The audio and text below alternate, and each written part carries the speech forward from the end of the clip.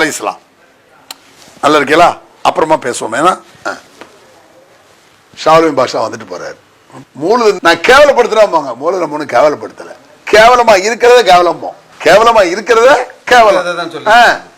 இணை வைத்தல் கேவலமானது நானா சொல்றேன். இன்னமல் முஷ்ரிகூன நஜஸுன்னு குர்ஆன் சொல்லுது. நீ ஏன்ட்ட தர்க்கம் பண்ணக்கூடாது, ஏன்ட்ட நீ தர்க்கம் பண்ணக்கூடாது. நான் என்ன சொன்னது கேட்டுப்போ. நான் அந்த ஆலமரத்தை போய் கூட்டுவாம அவர் சொல்றாரு. எப்படி ஆலமரத்தை போய் கூட்டுவாம அது எப்படி வரும்னு கேட்கக்கூடாது. நேர போன ஆலமரத்துல அஸ்ஸலாமு அலைக்கும் போய் சொல்லு, அஜரத்து கூப்பிடுறாங்கன்னு சொல்லு, அதான் வரும். எவ்வளவு கிறுக்கனா இருந்திருக்காங்க பாரு. அப்படி நீ கூப்பிட்டு வரலன்னா என்ன சொல்லலாம், கூப்பிட்டு அஜரத்து வரலன்னு சொல்லலாம், அது வேற சமாச்சாரம். அப்படி சொல்றாரு. பாடம் நடத்திட்டே இருப்பாரு, நல்லா நடத்திட்டே இருப்பாரு. அவரு தான் பழகிக்கலாம். நல்லா இருக்கீங்களா? அப்புறமா பேசுவோம். ஏன்னா ஷாலுவின் பாஷா வந்துட்டு போறாரு. நம்மளுக்கு ரொம்ப கிறுக்கங்களை விளையாடுவோம். முதல்ல ஆரம்பத்தில் நம்ம அந்த கிளீனூர்ல ஓடும் பொழுதாவது இப்படி சொல்லும்போது கொஞ்சம் பயம் இருந்துச்சு. இவ்வளவு கிறுக்கனவளா இருக்கான் இவங்கெல்லாம் சொல்ல சொல்ல இப்பதான் நம்மளுக்கு விளங்குது. அந்த வசனம் எனக்கு ஞாபகம் வந்துச்சு. உமக்கு எதோமா அல்லாஹ் இலாஹ நாகர் லா புர்ஹான லஹு. அல்லாஹ்வுக்கு எவன் இணை வைத்து மற்றவரை அணைக்கிறானோ அவனிடத்தில் எந்த ஆதாரமும் இருக்காது. இவன் எதை செஞ்சாலும் கூப்பிடத்தனமா இருக்கும்னு அர்த்தம். ஆதாரம் இருக்காது, உளருவான், பொய் சொல்வான், தனக்குத்தானே முரண்படுவான் என்பது புரிந்து விட்டது. பல ஆலிம்கள் நான் சந்திச்சிருக்கேன், பல அஜத்மாரெல்லாம் பார்த்து நிறைய. நான் இத்தனை மாதம் எத்தனை ஆலிம்ஸாக பார்த்துருக்கேன், நீங்களே கணக்கு பண்ணிக்க வேண்டியதான். பல ஆலிம்கள் தெரியும். ஆனால் இந்த சங்கரபந்தில் போயிட்டு அப்புறம் கடையில் போயிட்டு அப்புறம் நாவரில் பிரதேசத்தில் போயிட்டு சில விஷயங்கள் ஓரளவு இஸ்லாத்தின் அடிப்படை ஓரளவு விளங்கிடுச்சு. குர்ஆன் அது இஸ்லாம் சரி என்பதை நிரூபிக்கக்கூடிய அளவுக்கு சில விஷயங்கள் விளங்கிடுச்சு. அதுக்கு பிறகு நம்ம அந்த பார்க்கும்பொழுது வழிகேடுகள் நிறைய சொல்லப்போனால் ஃபாத்தியாவோட அல்லாஹ் தஆலா ஹிதாயத்தும் வழிகேடு இருக்குன்னு சொல்கிறானே இருக்குல்ல. இஹ்தின ஸிராத்தல் முஸ்தகீம், சரியான வழியை காட்டு. வலல்லாலின், வழிகட்ட வழி வேண்டாம், வழிகட்ட வேண்டாம். அதில் ஹிதாயத்துன்னு ஒன்று இருக்குது, லலாலத்துன்னு ஒன்று இருக்குது. வழிகேடு நல்ல வழி, இந்த ரெண்டையும் வழங்கின பிறகு இந்த வழிகட்ட இந்த மௌலுது, ஃபாத்தியாக்கள், ஹத்தமு, வேற இந்த குத்துபியத்து, வேற இன்னும் தர்கா, தாயத்து, தகடு, இது எல்லாமே பயங்கர வழிகேடு நம்மளுக்கு தெளிவாக விளங்கிச்சு. ஆனால் இவ்வளவு தெளிவாக இவ்வளவு சின்ன வயசுல எனக்கு விளங்கியிருக்க, எனக்கு ஓய்த்த இந்த பெரிய பெரிய ஆலிம்களுக்கு ஏன் விளங்கலைன்னு சொல்லி எனக்கு ஒரு ஆச்சரியமே இருந்துச்சு. இது எப்படி சாதாரண விஷயம் தானே, இது சாதாரண ஒரு விஷயம். சொல்ல போனா மக்கத்து காபிர்கள் விளங்கிதானே சஹாபாக்களா மாறினாங்க. தௌஹீதை யார் விளங்குனது, யார் ரசூலுல்லாஹ் சொன்னாங்க. விளங்கின காபிர்கள் முஸ்லீமாயி சஹாபாக்கள் ஆயிட்டாங்க, விளங்காதான் காபிரா இருந்தான். அப்போ அவங்களுக்கு விளங்கிச்சு, ஏன் இவங்களுக்கு விளங்கலைங்கிறான். விளங்கலைங்கிறது இப்படி ஒரு பிரச்சனை பேசுறான்னு சொல்ற பரவாயில்ல. அந்த ஷிர்கை நியாயப்படுத்தினார்கள். அநியாயம் செய்வது வேறு, அநியாயத்தை சரி காணுவது. இதுக்கு காரணம் இதுதான், மதுஹப் தான். கஞ்சா அடிக்கிற கூழ்னு எழுதி வச்சான்ல, மற்ற மாத்திரவனுக்கு இப்படி ஒன்று ரெண்டா எழுதி வச்சிருக்கான். நிறைய விஷயங்கள் அதில் இருக்கு. ஒரு கித்தாபிலோட நான் படிச்சேன், அவன் இருக்கு ஹாஷியான்னு சொல்லுவாங்க, புதுசா எழுதி வச்சிருப்பாங்க, விளக்க உரைன்னு. அதுல உள்ள ஒரு மதுஹப் ஆள் எழுதியிருக்காரு, இப்படி ஹதீஸ் இருந்தாலும் அம்மா இந்தனா நம்மிடத்திலோ இப்படி எழுதிட்டானாலே அயோக்கியப்பேன்னு அர்த்தம். ஹதீஸ் சொல்லிட்டு போவியா நம்மிடத்திலோ, இதெல்லாம் எனக்கு எரிச்சல் ஏற்படுச்சு. நபி மொழி தெரியாம சொல்லான்ட்டு போயிடலாம். ஹதீஸை பார்த்துட்டு இப்படி இருந்தாலும் இப்படித்தானா, இவன் எப்படின்னா அறிவாளின்னு எதுவும் நல்லவனே ஏற்றுக்குவேன், எவ்வளோ பெரிய ஆளாக இருக்கட்டுமே, இவர் எப்படி இப்படி நல்ல ஆளாக இருப்பான், எந்த மதம் எழுதுன இப்படி நல்ல ஆளாக இருப்பான், அவன் யாரெல்லாம் எனக்கு தெரியாது. இப்படி அரபில் இருந்துச்சு இந்த மாதிரிலாம் சொல்லுக்கு மேலே வரலாம். ஆமாம், இருந்தாலும் எனக்கு அது வேண்டாம். இப்படி ஹதீஸ் இருந்தாலும் ஹதீஸ் இருக்கு நான் ஏற்றுட்டு போறேன்னா அது வேற சமாச்சாரம். அப்படி இருந்தா ஹதீஸ் மதுஹப்லாம் ஹதீஸ்ல வந்து எழுதியிருக்கான்னு நம்புற வாய்ப்பு இருக்கு. ஹதீஸ் இப்படி இருந்தாலும் இதுதான் சட்டம் அப்படின்னா அவன் எப்படி மதுஹப், அவன் எப்படி ஹதீஸ்ல இருந்து எடுத்திருப்பான். இப்படி நிறைய இருக்கு. இதை படிச்சதுனால இந்த பேரும் எல்லா அயோக்கியத்தனையும் நியாயப்படுத்தும். அந்த ஆலிம் சாக்கள்லாம் ஏற்கனவே தருதலையா போனவன், கட்டுப்படாதவன், விவரம் இல்லாதவன், படிப்பு வராதவன், படிப்பு ஏறாதவன், இப்படி உள்ளவன் போய் சொல்லி இந்த மாதிரி கூமுட்டையெல்லாம் எழுதி வச்சிருக்கானே. உடனே கேட்போம், உனக்கு அரபி எழுத தெரியுமா, தெரியாட்ட என்ன ஏன்டா கேட்டிருக்காங்களே, நீ இவ்வளவு சொல்றிய அரபியை பத்தி இப்படி குறை சொல்றிய, உனக்கு அப்படி அரபி பேச தெரியுமா, தெரியாது. என்ன உங்க ஆலிம்ஸாவோட பிரமாதம் அபுஜல் பேச வேண்டாம், போட அபுஜல் மேல அவன் பேசுறான். அந்த ஆலிம்ஸா எவ்வளவு பெரிய ஆலிம்ஸா கூட்டா கொண்டா, அபுஜல் பிச்சு வருவான். அரபி மொழியில என்னடா இருக்கு அப்படிலாம் எனக்கு தெரிஞ்ச ஆளுகிட்ட பேசியிருக்கேன். நீ ஒரு வார்த்தையை எழுது பார்ப்போம், டேய் ஒன்று சரியா தப்பாங்கிறதுக்கு அந்த துறையை செய்ய தெரிய வேண்டாம், அறிவு இருந்தால் போதும். ஒரு கொத்தனார் வீடு கட்டுறான், என்னடா தப்பா கட்டியிருக்க, உடசலா கோணலா இருக்கு, உனக்கு வீடு கட்ட தெரியுமா? முட்டா பேல, எனக்கு தெரிஞ்சா உன்னையா கூப்பிடுறேன், நீ கெட்டு சரியில்லைன்னு சொல்ல தெரியுமில்ல. ஒரு தையக்காரனை சட்டை தைக்க கொடுக்குறோம், கை உள்ள நுழைய மாட்டேக்கு, என்னடா தச்சிருக்காங்கிறான், உனக்கு சட்டை தைக்க தெரியுமா? கூப்பிட்ட பையில இப்பெல்லாம் காப்பான். எனக்கு இதை பார்க்கும் பொழுது கோபம் சிரிப்பும் கலந்து வருது. இதை மாதிரி பெரிய பெரிய ஆலிம்கள் கேட்கறான். இவன்லாம் இப்படி கேட்டவனா என் கூட ஓடிட்டு இருக்கிறவன், என்ன மாதிரி 6வது முறை 7 ஏதோ ஓதும்போது அவனும் அதே மாதிரி ஓடிட்டு இருந்தான். அவன் இப்படி கேட்டா பரவாயில்ல. இதை மாதிரி இன்னொரு சம்பவம் ஒன்று இருக்கு பாருங்க. கடையநல்லூர்ல புதுத்தரில் ஜலீல் மதனி கேள்விப்பட்டு, அப்துல் ஜலீல் மதனி கேள்விப்பட்டீங்களா? நல்ல மனுஷன் அவர் இறந்துட்டார். நான் இந்த மாதிரி தௌஹீத் சிந்தனைக்கு வந்த பிறகு அவரையெல்லாம் சந்திச்சு கொஞ்சம் பழக்கம், நல்ல நெருக்கமான பழக்கம். அப்போ ஒரு மீலாது விழா மாதிரி ஏதோ ஒரு கூட்டம் நடத்துறாங்க அந்த தெருல. மீலாது விழா ஆலிம் சாக்கள் பேசுவாங்கல்ல. அப்போ முதல்ல ஆலிம் சாக்களைனா மறுசல ஓயிட்டு தான் விடுவாங்க. என் வயசு அவனுக்கு இருக்கு, என்ன 2 வயசு கம்மி தான். அவன்லாம் பேசுறான், முதல்ல விடுறான், முதல்ல பேசுறான் அந்த பையன் மேடையில். அப்போ நாங்கள்லாம் போய் நிற்கிறோம். ஜலீல் மதி வீட்டில் இருந்து கொஞ்சம் தள்ளி. அடுத்த வருஷம் ஆலிம் பட்டம் வாங்க போறான் அவன். இப்போமெல்லாம் அவன் பெரிய ஆள். அவன் பேசுறான், ஏதோ கபர் கட்டக்கூடாதாம், கபர் கட்டினால் இடிக்க வேண்டுமா, ஆதாரம் இருந்தால் கொண்டு வாருங்கள் பார்க்கலாம் அப்படின்னு. அவன் ஆதாரம் இருந்தால் கொண்டு வாருங்கள் பார்க்கலாம் இப்படி சொன்னா நம்மள கொண்டு போகணும்னு ஒரு துருன்னு இருக்கும்.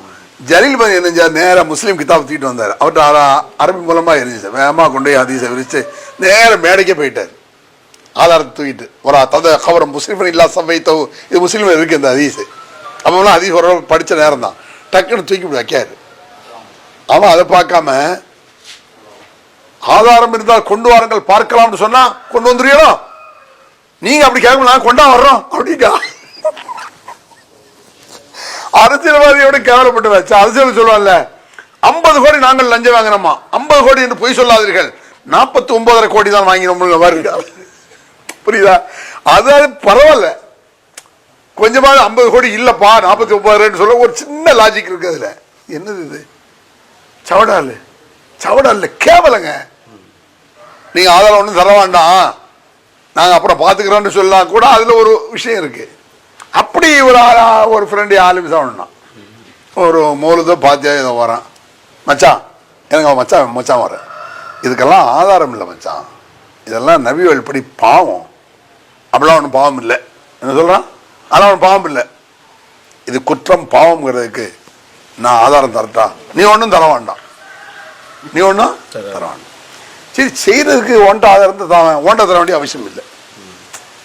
நான் ஆதாரம் இருந்தாலும் தரமாட்டேன், நீ ஆதார் கார்டு பார்க்க மாட்டேங்க. இவர் என்ன செய்ய அரக்கிருக்கோ மக்கத்துக்கு ஆகலாம் இப்படி ஆர்குமெண்ட் பண்ணல. சில விஷயங்களை கேட்கும் போது ஆமாண்ணா வலையின் சாழ்த்தம்மன் ஹலக்க சமாவாத்தி வல்லல் இருக்குல்ல, இந்த வானங்களை பூமியை படைத்தது யார், வானத்தில் மழை தருவோன் யார் என்று நபியை கேளு, கேட்டா போன்ற சொல்ல வேண்டிய அவசியம் இல்லைங்களா, அவன் அல்லாதன்னு சொன்னான். அவன் இப்படி ஆர்குமெண்ட் பண்ண இல்லையே, அவனோட கவலமாக இருக்கு. சரிதானா? அதுக்கு பிறகு சில விஷயங்களை பார்க்கும் பொழுதுதான் ஒரு ஆலிம் சாப் பேசுறான். அந்த ஆலிம் சாப் பேசுற அந்த பேச்ச ஒரு நார்மல் சிந்தனை உள்ளவன் கன்ஃபியூஸ் ஆயிடுவான். அது நமக்கு தெரியுது. கண்டதெல்லாம் இவர்கள் ஷிர்க் என்று சொல்லிக் கொண்டிருக்கிறார்கள். நாகூர்ல பேசலாம், நாகூர் தர்கா முன்னால. அப்புறம் நம்ம ஜமாத்தையும் திருப்பி நாகூர்ல ஒரு மீட்டிங் போட்டாங்க இதுக்கு பதில். அந்த ஆலிம் சாப் என்ன பேசுறான், கண்டதை ஷிர்க் என்கிறார்கள். கபூர்ல போய் ஷாதன் பாஷா தான் அங்கே இருக்காரு, கபூர்ல போய் நாம் இப்படி தலையை கீழே சாய்த்து சுஜூத் செய்வது ஷிர்காம். ஷிர்க்னா என்ன? இணை வைக்கிறது ஷிர்க். இணையா? இது நல்லா இணையா? அல்லாஹ்க்கு ஒரு கபூர் இருந்து அதுல நம்ம தலையை வச்சுட்டு அது போல அவுலியாக்கு வச்சாதான் என்னது ஷிர்க். அல்லாஹ் கபூரா இருக்கு, அல்லாஹ் கபூர்னு சொல்ல வரான் பார்த்தீங்களா, அப்படிங்கிறான். நம்ம அல்லாஹ் இருந்தான் கபூர் இருக்குன்னு சொல்ல மாதிரி. இணை வைத்தல்னா அல்லாஹ்க்கு ஒரு கபர் இருக்கு, அதுல போய் சுஜூத் செய்யறான், அவளியா இதுதான் ஷிர்க் அப்படிங்கிறான். இப்படி சொன்னா என்ன ஆகுறது? உலகத்துல எதுவும் ஷிர்க் இல்லைன்னு ஆயிருப்பாங்க. அல்லாஹ்க்கு ஒரு சிலை இருந்து அந்த சிலையை கும்பிட்டுட்டு அல்லாஹ் அப்படியான அர்த்தம் அதுக்கு. வணக்கம் என்ற நோக்கத்தில் அது வணக்கமாக மனிதன் கருதுனா போதும். இஸ்லாத்துல அது வணக்கம் இல்ல. ஒரு மனுஷன் வணக்கம் நினைச்சு செய்யறான், அப்படி செஞ்சாலே முடிஞ்சு வச்சு. அதான அர்த்தம். அது அதான் தெளிவத்திற்கு எதுவுமே ஷிர்க்ல ஆயிருமே, எதையும் செஞ்சிடலாமே. அல்லாஹ்க்கு இப்படி செய்யற, அல்லாஹ்வுக்கு செய்யக்கூடிய வணக்க வழிபாடு இபாதத்து நம்ம நினைக்கிறோம்ல, இவன் இபாதத்து நினைச்சு எதை செஞ்சாலும் அது ஷிர்க் தான். ஞாபகம் ஒண்ணு. சில வணக்கம் கூட கூடுனாயுமா ஆவாதா? இது இணை வைத்தல் என்றால் மனிதன் அறியாமையில் ஒன்றை வணக்கம் என்று நினைத்துக் கொண்டாலும் இணை வைத்தல் தான். அத்தனை சொல்ல மறுத்தாங்க, இணை வைக்காதீங்கன்னு சொல்லி. அப்புறம் அந்த ஆள் சொல்றான் பாருங்க, அல்லாஹ் ஒரு மக்கள் சொன்ன உடனே மக்கள் வழங்கினான். இது இல்லை, எல்லாமே இணை வைத்தல். ஒரு இடத்துல சாதாரண எடுத்துக்கங்களேன், முஹைதீன் ஆண்டவர் துணை, லாரியில் ஹெட்டிங்ல போட்டிருக்காங்களா பாய்மார்கள்லாம், முஹைதீன் ஆண்டவர் துணை. இது ஷிர்க்கு நம்ம சொல்லுவோம். துணைன்னு போட்டா எப்படி ஷிர்க்கு? செந்தில் ஆண்டவர் துணைன்னு போட்டா என்ன? முஹைதீன் அந்த வார்த்தை இந்த அர்த்தம் தரும். இந்த மாதிரி வார்த்தையை சொல்லக்கூடாதுங்கிறத இஸ்லாம் அப்படின்னு சொல்லி. இன்னொன்னு கூட அந்த ஆள் சொன்னாரு, அதாவது கபர் பூசுறது. நபிகள் கபர்களை பூசுவதை தடை செய்தார்கள். கபர் பூசினதை தடை பண்ணாங்க. இப்படி இருந்தா இந்த ஹதீஸுக்கு இந்த அர்த்தம் இல்லை. ஆலிம் சாப் பேசலாம். கபர்னா என்னதுங்க? குழி தோண்டி உள்ள புதைக்கிறோம்ல, அந்த குழி, அந்த குழி தான் கபரு, வெளியே உள்ளது கபர் இல்லை. அப்ப கபரை பூசக்கூடாதுன்னா உள்ள அடக்கியிருக்கோம்ல உள்ள, அதுதான் கபரு, அதை பூசக்கூடாது. இவர் விளக்குறாரு. இவர் பைத்தியக்காரனா இருக்கான். அவன் பைத்தியக்காரனா இருக்கான், நான் சும்மா சொல்லலை பாருங்க. இப்போ உதாரணமா எல்லாத்தையும் கபரு சியாரத்துக்கு போலையான்னு கேட்டா போவாங்க. கபரு சியாரத்து செய்யறது, கபரு சியாரத்துனா வெளியே சியாரத்து பண்ணா, குழியை தோண்டி உள்ள சியாரத்து பண்றான், வெளியே தானே சியாரத்து பண்றான். அப்ப கபரை பூசக்கூடாதுன்னு வெளியே தான். அப்படியே கபர்னா வெளியே உள்ள மேலே கீழே எல்லாம் கபர் தான்டா. இந்த சின்ன பிள்ளைய பேச முடியலங்க. இந்த வீட்டை தொடு அப்படின்னா இப்படி தொட்டா, வீட்டை எங்க தொட்ட, கதை தானே தொட்ட, என்ன தொடு தொட்டோன்னு என்ன இப்ப தொட்ட, கையைத்தானே தொட்ட, கிற்கணுவோ. ஒரு வார்த்தை என்ன கருத்தில் சொல்லப்படுதுன்னு விளங்கிக்கணும். இது எனக்கு விளங்குறது உனக்கு விளங்காம இருக்குமா? எனக்கு விளங்க ஏன் சொல்ல, நான் ஒரு மாணவன், நான் ஒரு சின்ன பையனா இருந்தவன். நீலாம் யார்? ஒரு அஜர்த்தா இருந்து ஓதி கொடுத்தவன். நான்லாம் எங்கேயும் ஓதி கொடுக்கல. இந்த மாதிரி ஆலிம்ஸை உருவாக்குற இடத்துல நீ உட்கார்ந்துட்டு இருக்க. என்னை விட அரை மொழியில கெட்டிக்கார நீ. அறிவு வேணும்ல. மொழி திறமை என்பது வேறு, இஸ்லாமிய திறமை என்பது வேறு. அதுல கூட அவங்களுக்கு இந்த மொழி பெருமை ரொம்ப இருந்துச்சு. எனக்கு தெரிஞ்சது உனக்கு தெரியுமா? நான் எவ்வளோகான நகு படிச்சிருக்கேன், இலக்கணம் படிச்சிருக்கேன் தெரியுமா? நான் எவ்வளோகான இலக்கியம் படிச்சிருக்கேன் தெரியுமா? இப்படிதான் சொல்லிட்டு தெரிஞ்சாங்க. இந்த அரபி விஷயத்தை எடுத்தா அது ஒரு பெரிய கூத்தே இருக்கு. அரபி மொழி பக்தி இன்னைக்கு பரவாயில்ல. இப்போலாம் வந்து ஒரு 10, 15, 20 வருஷமா வெளிநாட்டுக்கு போய் அரபு நாடுக்கெல்லாம் போயிட்டு வந்துட்டாங்க மக்கள். அதனால அரபி பக்தி குறைஞ்சிருச்சு. ஏன் குறையுது? அரபி மொழியை போய் அங்கே அரபியர்களை பார்த்தா நம்மளை மாதிரி எல்லா சேடையும் பண்ணோம். நம்ம இருக்கக்கூடிய ஒரு ஒழுக்கம் கூட அவன்கிட்ட காபத்துல்லாவில் இல்லை. நம்ம காபத்துல்லாவுக்கு போனோம்னா நம்ம பயந்து காபா தவாப் செய்வான். அங்கே கிடக்கிறவனுக்கு அந்த பயம் இருக்காது. அரபி தெரிஞ்சவன் தான். அரபி தெரிஞ்சதல்ல காரணம். இன்னும் சொல்ல போனால் மொழி, அரபி மொழி என்பதற்கு இஸ்லாத்தில் ஸ்பெஷல் மதிப்பெல்லாம் கிடையாது. அரபிக்கு என்ன மதிப்பு? குர்ஆனை ஹதீஸை தெரிந்து கொள்வதற்கு அரபி தேவை. ஏன்? அரபி மொழி என்பதற்காக அல்ல, இறைவனின் வாக்கு, இறை தூதரின் சொல் என்பதற்காக. இதை விளங்கணும். வெறும் அரபி மதிப்பா அபுஜில் சொல்ற அரபிலாம் ஓகேனா ஆயிரும். இந்த மாதிரி அரபி பக்தனால கண்டையெல்லாம் எழுதி வச்சிருந்தான் கிதாபுகள்ல. கொஞ்ச நஞ்ச விஷயம் கிடையாது. இந்த கண்டதை எழுதி வச்சு எங்க கொண்டே விட்டுடுச்சு?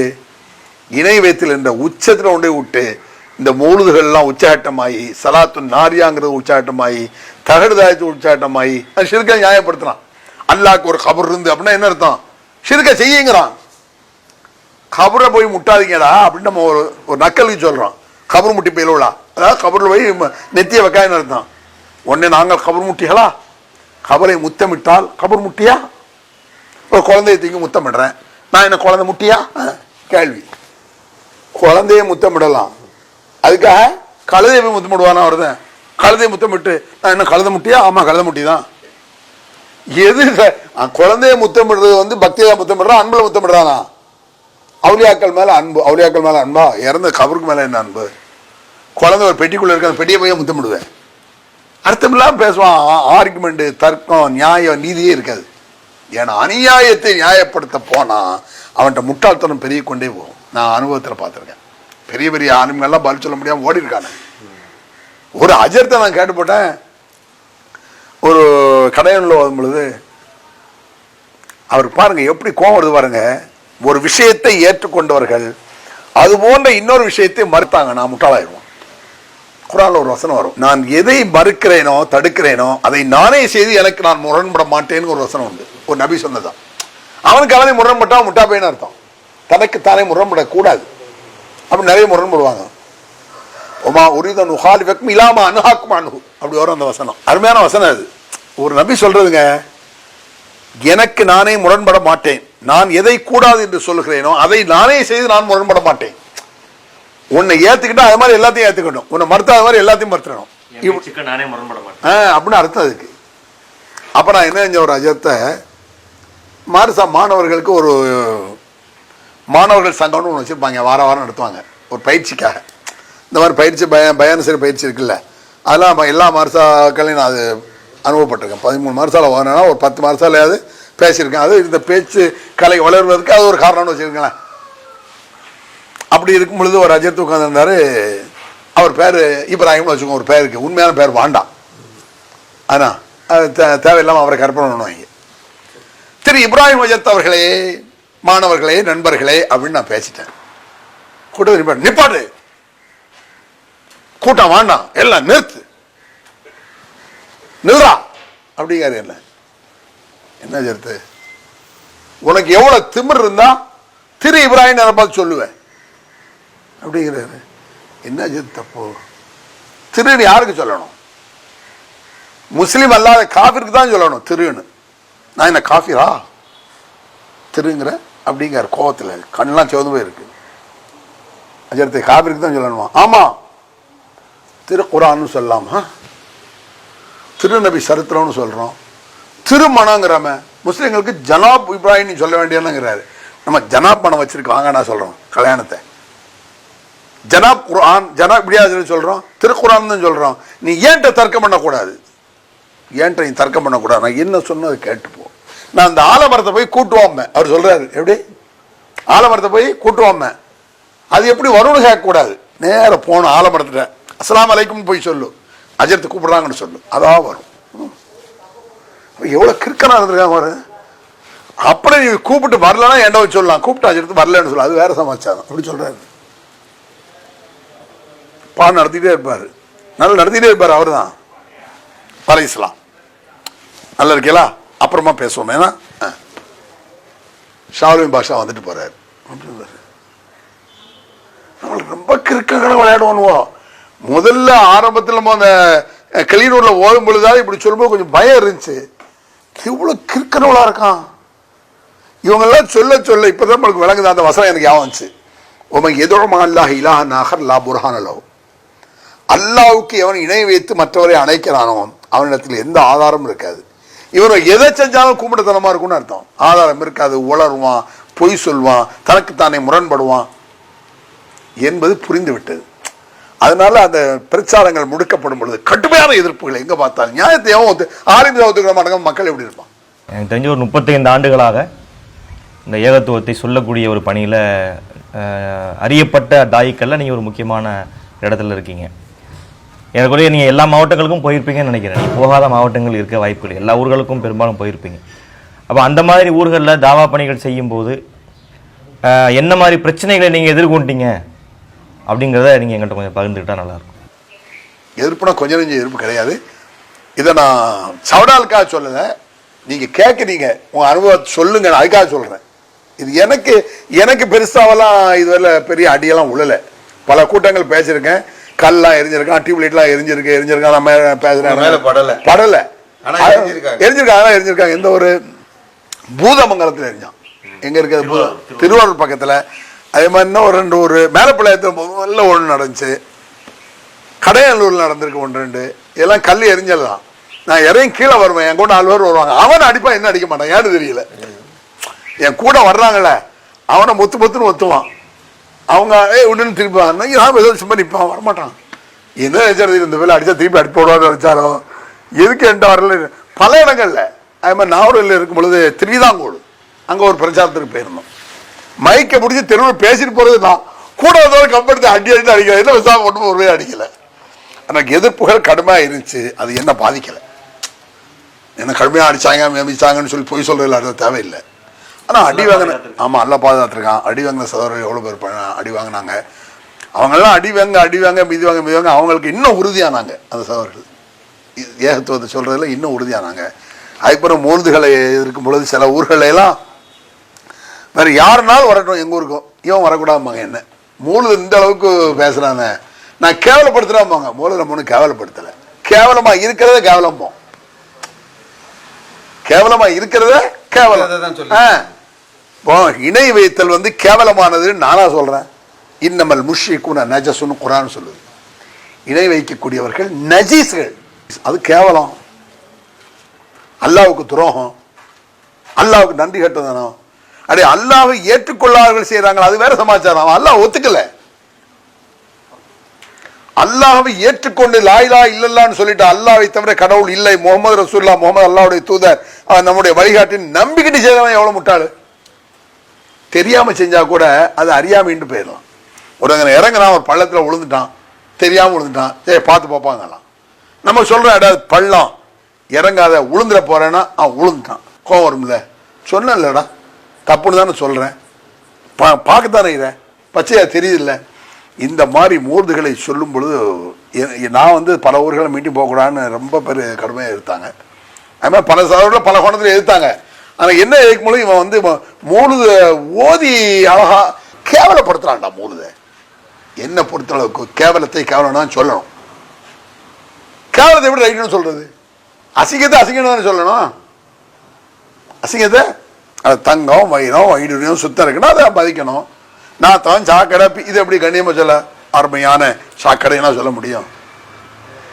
கண்ணியம் எந்த இடத்துல கண்ணியம் குடிப்பாங்க? உதாரணமா மாண்புமிக்க உங்களை கூட சொல்லலாம், நான் அன்பிற்குரிய கண்ணியமிக்க அன்சாரி அவர்களேங்கலாம், கண்ணியமிக்க அபுஜெயில் அவர்களே, சிந்தனை மிக்க ஃபிரௌன் அவர்கள் சொல்ல முடியுமா? கேவலப்பட்டவன், இஸ்லாத்தை ஒழிக்க நிற்கிறான். இந்த மூலதை இசை எழுதின இஸ்லாத்தை ஒழிக்க நிற்கிறான். அவ்வளவு மோசமான வார்த்தைகள் இருக்கு அதுல. அதை பத்தி நம்ம அடுத்து பேசுவோம். அல்லாஹு அக்பர், அல்லாஹு அக்பர்.